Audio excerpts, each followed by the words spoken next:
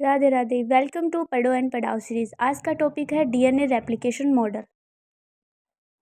आज मैंने पढ़ा मॉलिक्यूलर बायोलॉजी में डीएनए रेप्लिकेशन मॉडल, जो कि 3 टाइप्स के होते हैं: कंजर्वेटिव, सेमी कंजर्वेटिव और डिस्पर्सिव। इन तीनों मॉडल्स में से कौन सा सही है और कौन सा एप्लीकेबल है, ये प्रूव किया था मिशेल्सन एंड स्टॉल ने थ्रू एक्सपेरिमेंट। और उन्होंने इसके लिए यूज़ किया था नाइट्रोजन आइसोटोप, जिसमें N15 और N14 को यूज़ किया उसने। और टेक्निक में यूज़ किया डेंसिटी ग्रेडियंट सेंट्रीफ्यूगेशन। तो चलो देखते हैं कैसे किया। उससे पहले हम देखते हैं कि मॉडल्स कहते क्या हैं। कंजर्वेटिव मॉडल्स में क्या होता है कि जब हम पेरेंटल डीएनए को N14 मीडियम में ग्रो करवाते हैं तो हमें एक स्ट्रैंड ओल्ड और एक स्ट्रैंड नए की जगह 2 स्ट्रैंड तो ओल्ड के मिलते ही हैं और 2 स्ट्रैंड किसके मिलते हैं, पूरे न्यू के मिलते हैं। तो इसमें एक डीएनए पूरा का पूरा पुराना होता है और एक डीएनए पूरा का पूरा नया होता है। और सेमी कंजर्वेटिव में क्या होता है, सेमी का मतलब हाफ हाफ हो गया। तो इसमें जब हम पेरेंट डीएनए को N14 मीडियम में ग्रो करवाते हैं तो हमें एक स्ट्रैंड पेरेंटल मिलता है और दूसरा स्ट्रैंड हमें न्यू मिलता है, जिसे हम डॉटर कह सकते हैं। तो इस तरह हमें 2 डॉटर डीएनए मिलते हैं। तो उसके अंदर क्या होता है, एक पेरेंट का स्ट्रैंड होता है और एक न्यू का स्ट्रैंड होता है। डिस्पर्सिव मॉडल क्या कहता है कि इसमें पीसेस हो जाते हैं। ओल्ड जो डीएनए होता है उसके टुकड़े हो जाते हैं, N14 मीडियम में ग्रो कराते हैं तो N14 के भी टुकड़े उसमें मिक्सअप हो जाते हैं। एंड में जब हमें रिजल्ट मिलता है तो उसमें क्या होता है कि नए जो होता है डीएनए, उसका N14 का जो डीएनए होता है उसके टुकड़े ज़्यादा मिलते हैं। तो कंजर्वेटिव रिजेक्टेड क्यों हुआ था, क्योंकि इसमें एक पेरेंटल डीएनए तो जैसा है वैसा ही रहता है और जो नया डीएनए वो पूरी तरह नया बनता है, मतलब कि अलग अलग होंगे। तो एक्सपेरिमेंट में भी हमें बैंड जो होता है वो अलग अलग मिलता है। आफ्टर रेप्लिकेशन एक डीएनए पूरा का पूरा पुराना होता है तो दोनों स्ट्रैंड पुराने होंगे। जो दूसरा डीएनए बनता है उसमें दोनों स्ट्रैंड नए नए होंगे। सेमी कंजर्वेटिव एक्सेप्टेबल कैसे हुआ, क्योंकि डीएनए में क्या होते हैं, 2 स्ट्रैंड्स होते हैं और हर स्ट्रैंड क्या करता है, टेम्पलेट की तरह काम करता ही है। तो हमें क्या मिलता है, जो नया डीएनए होता है उसमें एक स्ट्रैंड ओल्ड का मिलता है, दूसरा स्ट्रैंड हमें न्यू का मिलता है। So each daughter DNA contains 1 parental strand and 1 newly synthesize strand. तो ये होता है सेमी कंजर्वेटिव, इसलिए ये एक्सेप्ट हुआ क्योंकि ये इसी तरह काम करता है। ये रिजेक्टेड कैसे हुआ, बिकॉज पेरेंट डीएनए जो होता है वो टुकड़ों में टूट जाता है, पीसेस बन जाते हैं। तो हमें हर डॉटर डीएनए के अंदर ओल्ड और नए के पीसेस मिलेंगे तो वो मिक्सअप टाइप का हो जाएगा, मिक्सचर कह सकते हैं इसको हम। आफ्टर एप्लीकेशन क्या होता है कि each strand has old and new pieces mixture होगा। ऐसे ऐसे करके हाफ हाफ करके मिक्स पीसेस होंगे, उसके अंदर टुकड़े होंगे। तो इसमें इशू क्या होता है कि आफ्टर जनरेशन हमें पूरी तरह से ना तो नया मिलता है और ना ही पुराना मिलता है, तो किसी प्रकार का डीएनए बैंड नहीं मिल पाता है। अब हम देखते हैं एक्सपेरिमेंटल प्रूफ। ये किसके द्वारा किया गया था, मिशेल्सन एंड स्टॉल ने 1958 में ये एक्सपेरिमेंट किया था। क्या प्रूफ करने के लिए कि डीएनए रेप्लिकेशन किस तरह से होता है, कंजर्वेटिव, सेमी कंजर्वेटिव या फिर डिस्पर्सिव। तो इनके रिजल्ट में निकला कि वो सेमी कंजर्वेटिव टाइप का होता है। कैसे होता है, चलो देखते हैं। तो ऑर्गेनिज्म इन्होंने लिया था इकोलाई। टेक्निक जो यूज़ की थी वो थी डेंसिटी ग्रेडियंट सेंट्रीफ्यूगेशन, जिसमें जो ग्रेडियंट है वो होता है सीजियम क्लोराइड साल्ट। और उन्होंने नाइट्रोजन आइसोटोप यूज़ किए थे N15 और N14। N15 हैवी होता है और N14 लाइट और नॉर्मल होता है। कैसे किया था, तो स्टेप 1 में क्या किया उन्होंने, पहले तो बैक्टीरिया को N15 मीडियम में ग्रो करवाया, जिससे हमें पेरेंटल डीएनए मिला जिसमें दोनों स्ट्रैंड हैवी थे। सेकेंड स्टेप में उन्होंने क्या किया कि उसको N14 मीडियम में शिफ्ट किया ताकि वो वहाँ पे ग्रो करे। ये उन्होंने 2 जनरेशन्स तक किया था।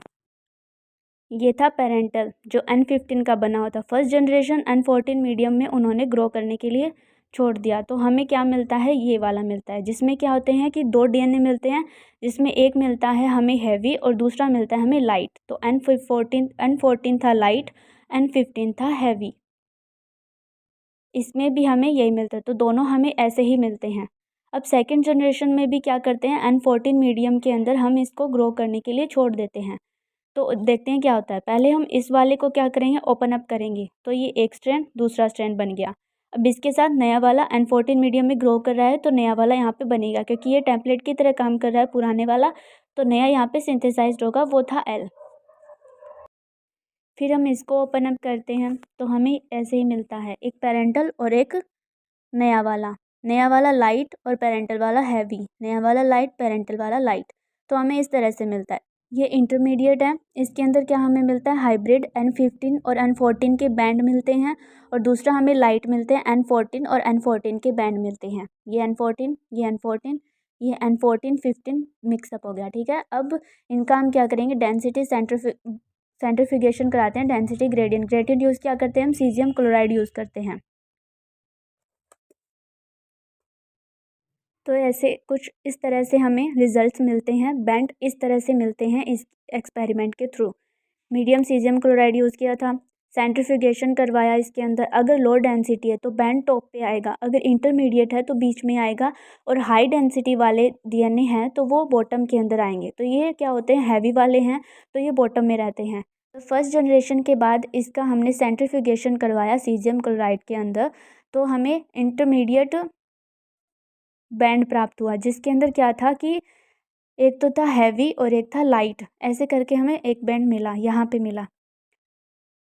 आफ्टर सेकेंड जनरेशन जब हमने सेंट्रीफ्यूगेशन करा तो हमें एक मिला हाइब्रिड और एक मिला लाइट चेन का बैंड। बट कंजर्वेटिव के अंदर क्या हुआ कि इस एक्सपेरिमेंट के रिजल्ट के साथ ये मैच क्यों नहीं हुआ, क्योंकि जब हम इसके बैंड्स देखते हैं तो हमें ये मिलता है, कंजर्वेटिव में पेरेंट का बैंड हर जनरेशन के बाद देखने को मिलता है, लेकिन जो रिजल्ट आया था इसके हिसाब से जब फर्स्ट जनरेशन के बाद जब हम इसका बैंड देखते हैं तो उसमें पेरेंट वाला बैंड नहीं दिखाई देता, इंटरमीडिएट बैंड आता है, जिसमें एक तो होता है हैवी और दूसरा होता है लाइट वाला। लेकिन इसमें क्या होता है कि हैवी वाला यानी पेरेंट वाला है वो हर जनरेशन के बाद शो होता है बैंड। तो ये रिज़ल्ट के साथ मैच आउट नहीं हो रहा था, इसलिए इसको रिजेक्ट कर दिया, क्योंकि ये रेप्लिकेशन में अप्लाई नहीं होता।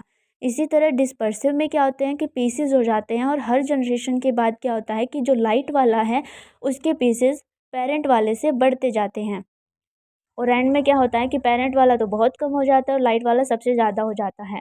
तो डेंसिटी इसकी ज़्यादा हो जाएगी, इसकी कम हो जाएगी, जिसकी वजह से बैंड को जहाँ पे आना चाहिए था उससे थोड़ा ऊपर आएगा।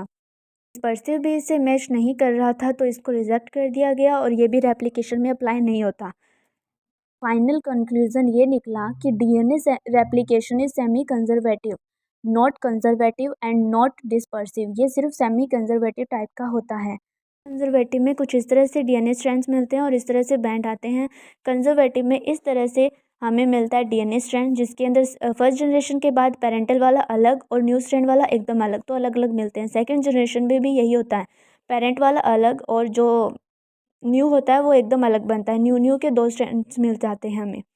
तो दो डीएनए न्यू वाले हो गए, एक डीएनए इसके अंदर न्यू और एक पेरेंट वाला। तो हर जनरेशन के बाद पेरेंट तो आएगा ही, लेकिन न्यू डीएनए भी बनता जाएगा, और उसका बैंड्स कुछ हमें इस तरह से मिलते हैं। और डिस्पर्सिव के अंदर भी क्या होता है कि डीएनए के फर्स्ट जनरेशन के बाद डीएनए स्ट्रैंड्स ऐसे टुकड़ों में मिलता है, सेकंड जनरेशन के बाद भी टुकड़ों में मिलता है, लेकिन इसमें क्या होता है, लाइट जो है वो ज़्यादा हो जाता है और पेरेंट जो होता है वो कम हो जाता है, और बैंड को जहाँ पे आना चाहिए उससे थोड़ा ऊपर आने लगता है। तो ये इससे मैच नहीं करता, तो ये दोनों, ये वाले दोनों क्या होते हैं, एप्लीकेबल नहीं होते हैं। सो एक्सेप्टेड कौन सा हो गया, सेमी कंजर्वेटिव। कंजर्वेटिव में ये मान सकते हैं कि जैसे पुरानी किताबें हैं उनको अलग रख दी और नई किताबें छाप दी, तो दोनों को साथ में रख दिया।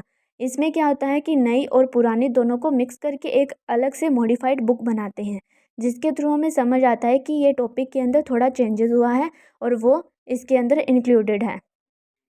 इसमें क्या कर सकते हैं, ऐसे मान लो कि पुरानी और नई किताबों के पन्नों को हमने काट काट के उनको चिपकाया है, तो वो कुछ इस तरह से हमें रिजल्ट मिलता है कि पुरानी और नई के पन्ने जो होते हैं वो एक दूसरे से जुड़े होते हैं। एंड में क्या होता जाता है कि नई किताब के पन्ने के टुकड़े ज़्यादा हो जाते हैं और पुरानी किताब के पन्ने के टुकड़े कम हो जाते हैं। तो यही था, मैंने यही पढ़ा। सो आज के लिए बस इतना ही, आगे मिलते हैं।